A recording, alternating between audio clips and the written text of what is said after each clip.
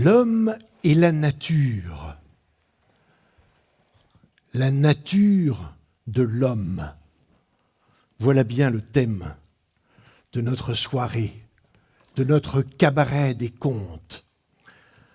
Moi, ma nature, c'est d'être curieux. Peut-être vous aussi, d'ailleurs, si vous êtes là ce soir.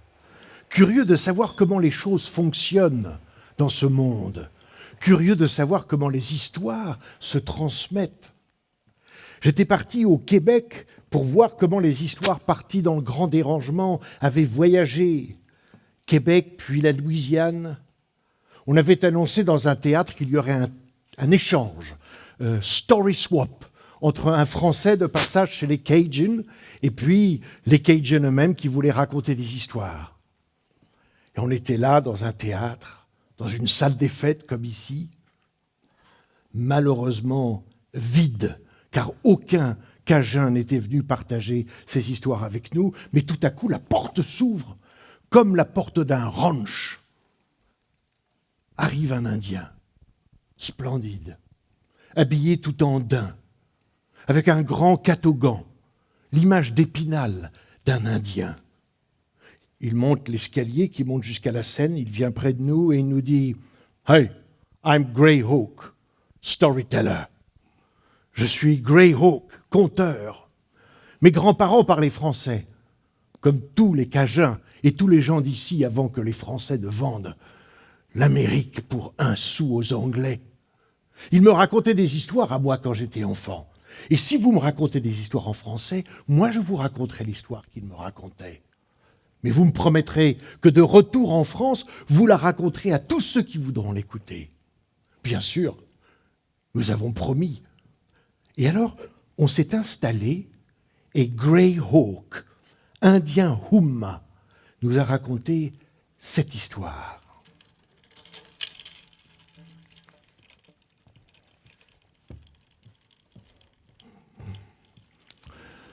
Humma, humma, hey. Humma, humma, hey. Humma, hey. Humma, humma, hey. Ha, humma, hey. C'est l'histoire d'un homme qui vivait dans un village là, près du bayou. Et cet homme, il voyait tout en noir, sombre. Il grognait, il râlait tout le temps. Il disait « Le monde est laid, je le déteste, le monde est mal fait. Ah, le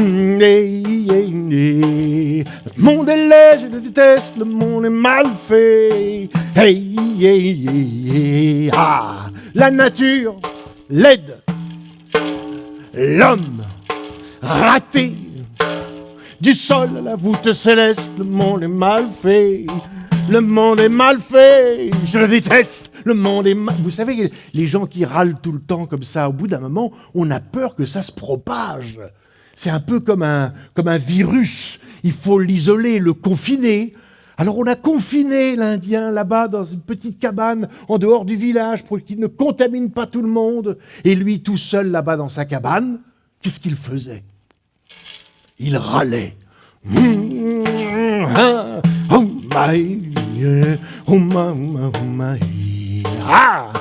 le monde est laid, je le déteste, le monde est mal fait, la nature laide, l'homme raté, du sol à la voûte céleste, le monde est mal fait. Dans le village, il y avait une femme. Et cette femme, elle vivait seule. Et elle s'est dit, c'est pas bon de laisser un homme quitter le village. Nous n'en avons pas beaucoup. Et si cet homme-là est dans cet état, c'est parce que son cœur est fermé. Moi, je vais aller vivre avec lui et son cœur va s'ouvrir. Tout le village l'a accompagné, l'a pressé, l'a poussé vers la cabane de l'homme. Elle est entrée. Ils ont passé leur première nuit ensemble et franchement, il faut dire que le lendemain matin, le visage de l'homme avait changé. Il s'était ouvert, un sourire se dessinait, et puis la journée, et puis la nuit, et puis le jour, et puis la nuit, puis le jour, puis la nuit, et puis le jour, et puis la nuit, et les pensées noires sont revenues, comme un virus qui ne veut pas repartir, à nouveau. La terre est laide, je la déteste, le monde est mal fait, et l'homme raté, la nature laide, et la femme, elle est trop femme. La femme, elle s'est dit non, mais toute seule, je n'y arriverai pas. Il a le cœur trop fermé. Alors, elle a donné naissance à un fils. Et puis, elle a donné naissance à une fille. Et il faut dire que on voyait que l'homme était transformé. La vue de ses enfants, le sentiment de paternité, cette vie qui avait passé à travers eux, il en était fier, il regardait ses enfants le jour, et puis la nuit, puis le jour, et puis la nuit, et puis le jour, et la nuit, et le jour et la nuit, et les pensées noires sont revenues, et il a recommencé à râler. Le monde est laid, je le déteste, le monde est mal fait. Ah, la nature laide, l'homme raté, la femme trop femme, les enfants bruyants, énervants, envahissants. Ce matin-là, l'homme part à la chasse, la femme est désespérée. Elle tombe à genoux, elle regarde le ciel et elle dit « Créateur, si tu existes, fais quelque chose pour cet homme-là. Moi, je ne peux plus rien pour lui. »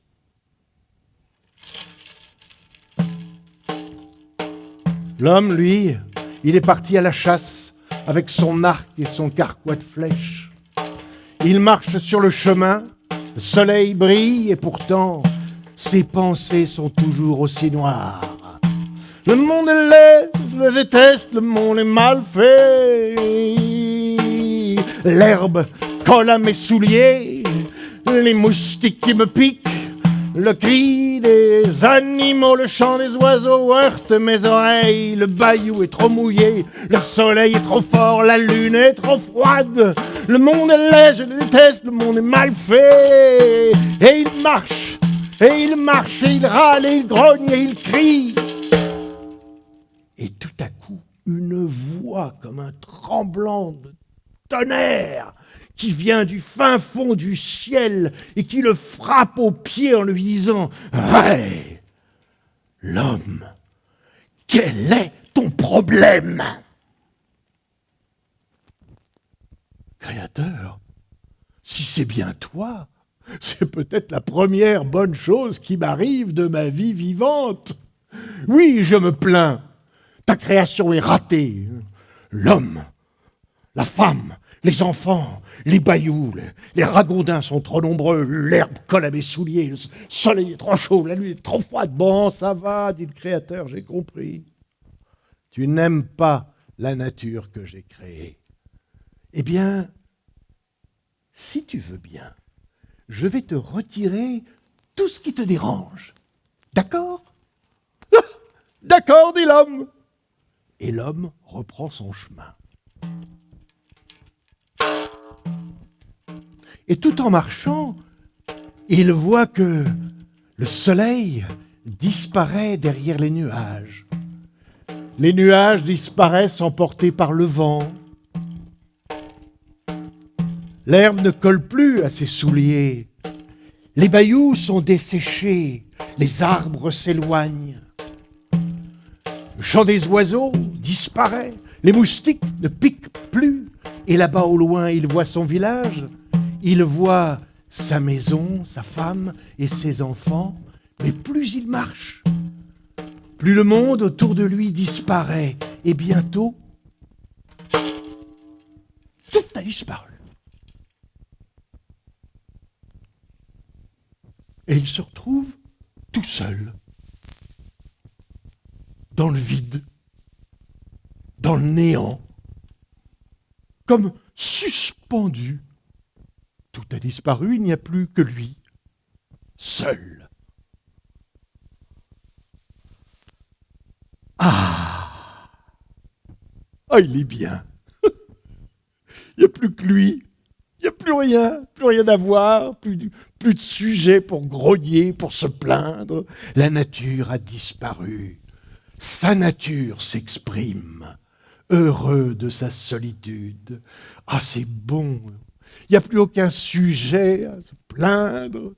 Comme c'est agréable d'être enfin seul, avec soi-même. C'est bon. Et ça dure. Et ça dure. Et ça dure. Combien de jours? Combien de nuits? Il ne sait pas. Il n'y a plus ni jour ni nuit, il n'y a plus ni faim, ni soif, ni sommeil, ni pensée. Il n'y a que le vide, le néant et lui.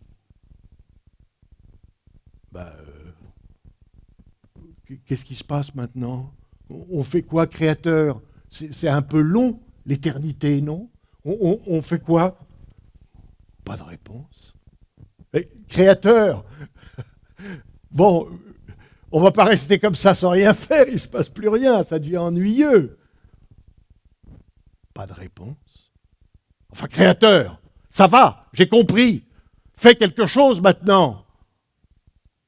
Pas de réponse. Et l'homme, tout à coup, se dit, mais c'est pas vrai. Je vais pas rester ici pour toujours, dans le vide, dans le néant, ni vivant, ni mort. Créateur, attends, tu peux pas me laisser tout seul. Et l'homme sent une peur entrer dans son corps, dans son cœur, le faire trembler de douleur. Et pour la première fois, il sent des larmes couler le long de ses joues. Créateur, je t'en prie, ne me laisse pas seul. Et du fin fond de son corps, il entend une toute petite voix qui lui répond « Hélas, je ne peux plus rien faire pour toi. Je ne peux jamais refaire ce que je défais. Si tu veux le monde, tu dois le nommer toi-même. Fais-le avec toute ta conviction et peut-être que ça peut marcher. » Alors l'homme a fermé les yeux et il a imaginé le monde qui avait disparu.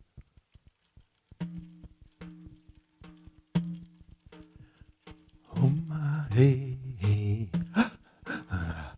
oh my hey, yeah, yeah, oh my hey, oh my hey.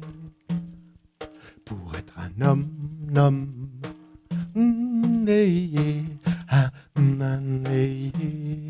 pour être un homme,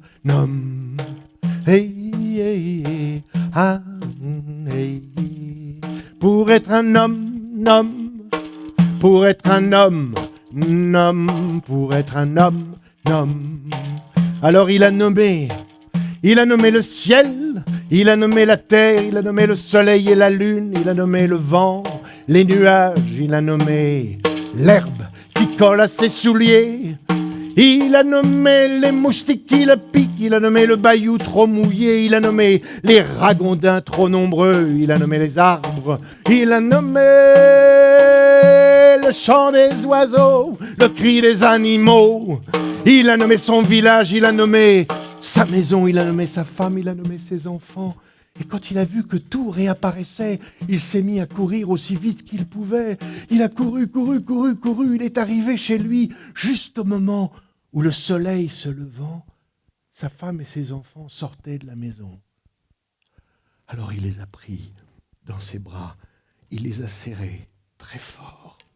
Il leur a raconté toute l'histoire qu'il venait de vivre et il leur a fait promettre qu'à partir de ce jour-là, chaque matin, il viendrait, il regarderait le soleil se lever sur le monde et il le nommerait pour que plus jamais il ne disparaisse.